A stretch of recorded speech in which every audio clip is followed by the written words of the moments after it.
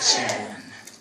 The American Revolutionary War has been going on for more than 6 years. The British were tired of fighting Americans, as well as other people around the world. Their army and navy were split up and fighting in many places. The leader of the group, General Charles Cornwallis, felt that he could win the war quickly. Attention! He invaded from the southern colonies and began to march his troops north. At the same time, the French Navy attacked the British ships and defeated them. Forward! The Americans, along with General Rochambeau, and the French troops attacked Cornwallis and his men in Yorktown, Virginia. Attack! Bang!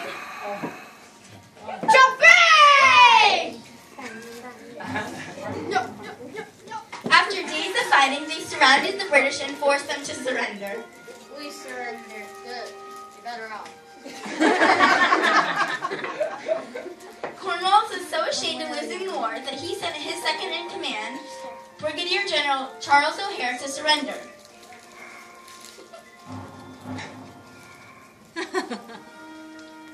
General O'Hare tried to give the sword to General Rochambeau, who refused to accept it. No. General Washington also refused to take it. No. I shall take the sword of surrender. General Washington had his... Washington had Brigadier General Benjamin Lincoln, his second-in-command, accept the sword.